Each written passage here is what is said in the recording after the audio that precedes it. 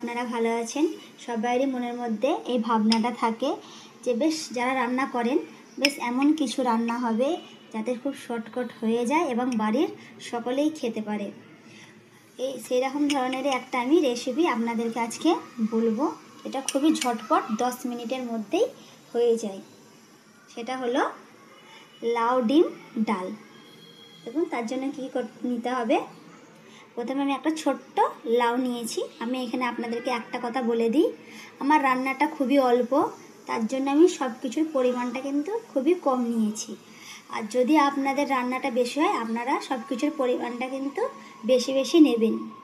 এখানে ছোট্ট একটা লাউ নিয়েছি, একটা ডিম, অল্প রসুন বাটা, একটা শুকনো লঙ্কা এভাবে 2 টুকরো করে নিতে হবে।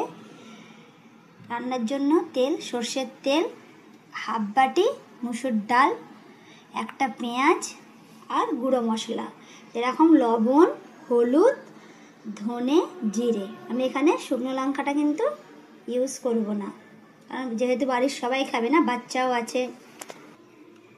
এটা কিন্তু আমি তৈরি করব প্রেশার কুকারে। প্রথমে দেখুন একটা প্রেশার কুকার নিয়েছি। এতে এবার লাউটা দিয়ে দেব, মুসুর ডাল। এটা কিন্তু গরম ভাতের সঙ্গে খেতে কিন্তু খুবই ভালো লাগে। আর এর সঙ্গে যদি হয়ে যায় পেঁয়াজ, শুকনো লঙ্কা একটু ভাজা আর আলু ভর্তা, ব্যাস। যে পেঁয়াজ শুকনো লঙ্কাটা যে ভেজে আলু ভর্তাটা যে করা হয় না, ওইটা কিন্তু এর সঙ্গে খেতে খুবই ভালো লাগে। পেঁয়াজ, শুকনো লঙ্কা, রসুন বাটা,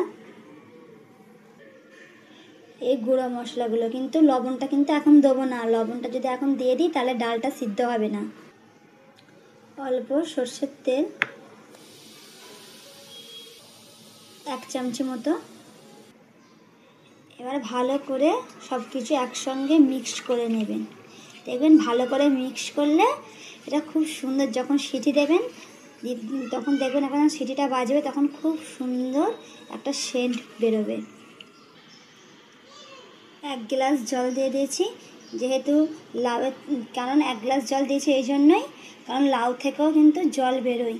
এবার এটাকে 3টে সিটি দেওয়ার জন্য গ্যাসে বসিয়ে দেবো। গ্যাসে এটা বসিয়ে দিয়েছি। এইদিকে দেখুন কড়াইতে তেল গরম হয়ে গেছে, 1 চামচ সর্ষের তেল দিয়েছি। এটা ডিমটা দিয়ে ডিমের ভুজিয়া বানিয়ে নেব। এতে অল্প লবণ দিয়ে দেবো, দিয়ে এইভাবে ডিমের ভুজিয়া বানিয়ে নেব। লাউটা কত সুন্দর সিদ্ধ হয়ে গেছে। এবার দিয়ে দেব লবণ আর জল, এটা আপনারা আপনাদের হিসাবে দিয়ে নেবেন। আমি এখানে হাফ গ্লাস জল দিয়েছি।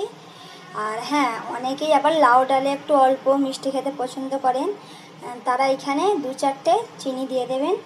আর আমি এখানে ডিমটাও দেখুন ঢেলে দিয়েছি, দিয়ে ভালো করে মিক্স করে এটা ভালো করে ফুটিয়ে নেব। রান্না হয়ে গেছে। আপনারাও এভাবে বাড়িতে অবশ্যই একবার রান্না করে খেয়ে দেখবেন, খেতে কিন্তু খুবই ভালো লাগে। যদি আমার ভিডিওটা আপনাদের ভালো লাগে অবশ্যই লাইক এবং সাবস্ক্রাইব করবেন। Thank you.